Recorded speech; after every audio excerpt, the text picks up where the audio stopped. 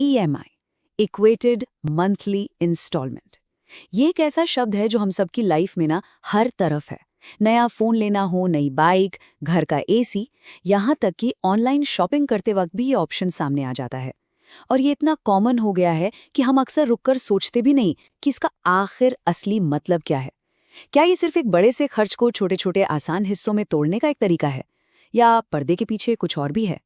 तो आज हम इसी पर्दे को हटाएंगे और समझेंगे EMI का वो मतलब जो अक्सर छुपा रह जाता है। ओके, तो चलिए इस सफर पर निकलते हैं। हम शुरू करेंगे सबसे कॉमन सोच से कि EMI आखिर है क्या। फिर इसका असली गहरा मतलब समझेंगे। हम ये भी देखेंगे कि हर किश्त का पैसा आखिर जाता कहाँ है। फिर हम थोड़ा साइकोलॉजी में डुबकी लगाएंगे और समझेंगे कि आखिर ये इतनी आसान लगती क्यों है। और सबसे इम्पॉर्टेंट, हम देखेंगे कि कैसे एक छोटी सी EMI अनजाने में एक बड़े कर्ज के जाल की तरफ पहला कदम हो सकती है। तो चलिए शुरू करते हैं पहले सेक्शन से। EMI को लेकर जो सबसे आम सोच है वो आती है एक सिंपल से सवाल से। ज्यादातर लोगों के लिए इसका जवाब है हाँ। EMI को देखा जाता है एक टूल की तरह जो एक बड़ी थोड़ी डरावनी कीमत को छोटे मैनेजेबल टुकड़ों में बांट देता है। और इसमें कुछ गलत नहीं है, मतलब ऊपर से देखने पर तो ये सच ही है। लेकिन यही सिर्फ एक छोटी पेमेंट वाली सोच हमारे डिसीजन मेकिंग को पूरी तरह बदल देती है। और यहीं से सारी कहानी शुरू होती है। जरा इस सिचुएशन को इमेजिन कीजिए। एक स्टोर में लेटेस्ट चमकता हुआ स्मार्टफोन रखा है, प्राइस टैग है 70,000 रुपए। ये सुनकर दिमाग कहता है नहीं नहीं, ये बजट के बाहर हैं, एक साथ इतना पैसा देना आसान नहीं। लेकिन तभी सेल्स पर्सन कहता है, सर आप इसे सिर्फ 5,000 रुपए महीने की नो कॉस्ट EMI पर ले सकते हैं।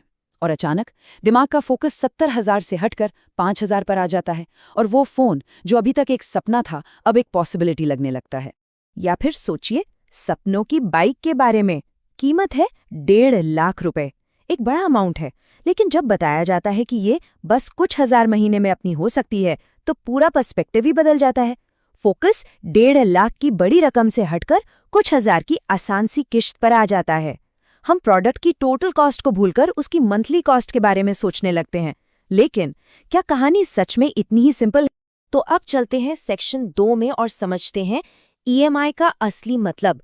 क्योंकि ये सिर्फ एक छोटी किश्त नहीं है, इसके पीछे एक पूरा फाइनेंशियल कॉन्सेप्ट है जिसको समझना बहुत बहुत जरूरी है। ये ना एक वादा है जो हम करते हैं। तो देखिए, EMI का असली मतलब है आज एक चीज का आनंद उठाना, लेकिन उसकी कीमत उस पैसे से चुकाने का वादा करना जो अभी तक कमाया भी नहीं है। ये अपने फ्यूचर सेल्फ से उधार लेने जैसा है।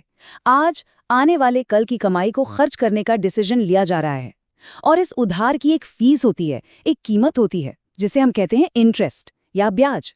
ये उस चीज को अभी पाने की एक्स्ट्रा कॉस्ट है।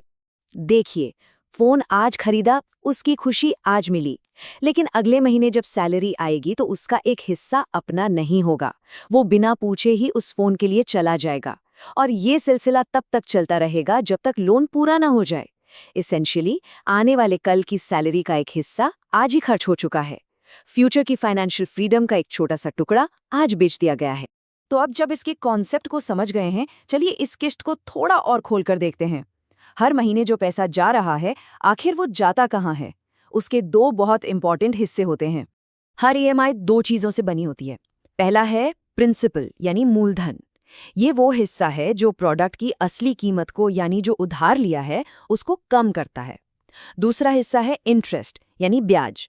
ये बैंक या फाइनेंस कंपनी का प्रॉफिट है, पैसा उधार देने की सर्विस फीस। तो हर महीने जब किश्त जाती है, उसका कुछ हिस्सा उधार कम करता है और कुछ हिस्सा बैंक की फीस चुकाता है। और पता है सबसे इंटरेस्टिंग चीज क्या है? शुरुआत में EMI का एक बहुत बड़ा हिस्सा, सोचिए लगभग 80%, सिर्फ इंटरेस्ट चुकाने में जाता है। बैंक सबसे पहले अपनी फीस, अपना प्रॉफिट वसूल करना चाहता है। इसका मतलब है कि प्रोडक्ट की असली कीमत का सिर्फ एक छोटा सा हिस्सा, शायद 20% ही कम होता है। इसीलिए कई बार लोगों को लगता है कि वो महीनों से किश्त दे रहे हैं, लेकिन उनका टोटल लोन अमाउंट बहुत धीरे धीरे कम हो रहा है। लेकिन जैसे जैसे लोन चुकाते जाते हैं, ये रेशियो उल्टा हो जाता है। लोन के आखिरी हिस्से में EMI का ज्यादातर पैसा, सोचिए 80%, प्रिंसिपल यानी असली उधार को कम करने में जाता है, और इंटरेस्ट का हिस्सा बहुत छोटा रह जाता है। तो शुरुआत में बैंक की फीस भरी जाती है और अंत में असली प्रोडक्ट की कीमत। अब यहाँ एक सवाल उठता है, अगर ईएमआई में एक्स्ट्रा पैसा ब्याज के तौर पर देना पड़ता है और शुरू में असली लोन भी कम नहीं होता, तो फिर ये हमें इतनी आसान और अट्रैक्टिव लगती क्यों है? इसका जवाब फाइनेंस से ज्यादा हमारे दिमाग के काम करने के तरीके में यानी साइकोलॉजी में छुपा है। ये जो कोट है ना, ये इस पूरी बात का दिल है।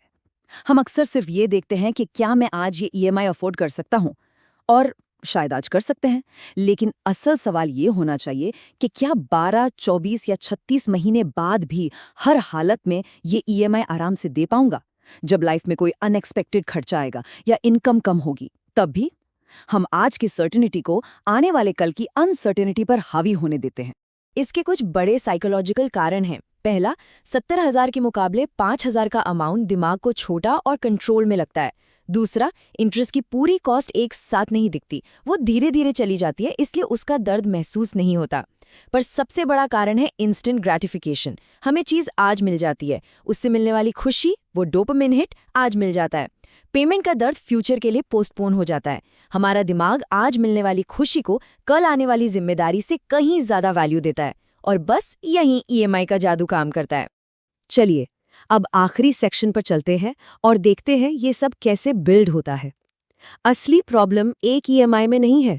प्रॉब्लम तब शुरू होती है जब एक आसान ईएमआई धीरे धीरे कई सारी ईएमआईज में बदल जाती है। ये एक स्लो क्रीप है जो अक्सर हम नोटिस ही नहीं कर पाते जब तक कि पानी सर के ऊपर ना आ जाए।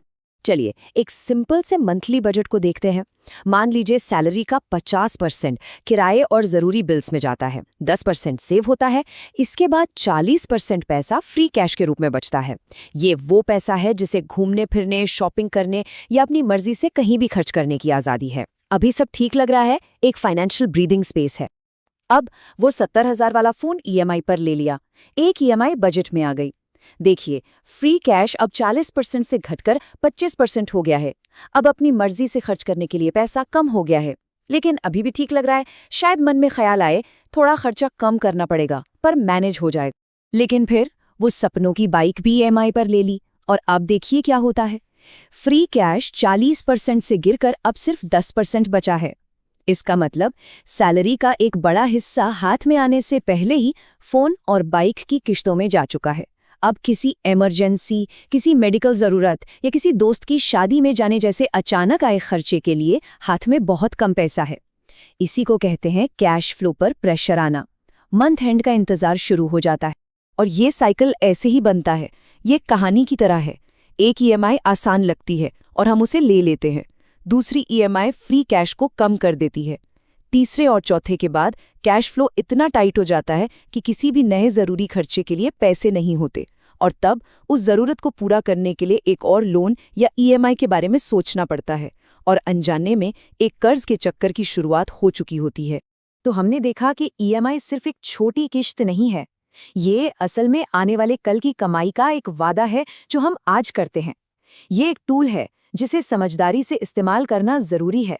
लेकिन सोचिए, जब इस ईएमआई के साथ साथ मार्केट में क्रेडिट कार्ड जैसे और भी इजी ऑफर्स आने लगते हैं, जहां पैसा और भी आसानी से बिना किसी सवाल के मिल जाता है, तब क्या होता है? जब उधार लेना ईएमआई से भी ज्यादा आसान हो जाता है, तब ये डेट साइकिल कितनी तेजी से घूमता है, इस पर हम अगली बार बात करेंगे।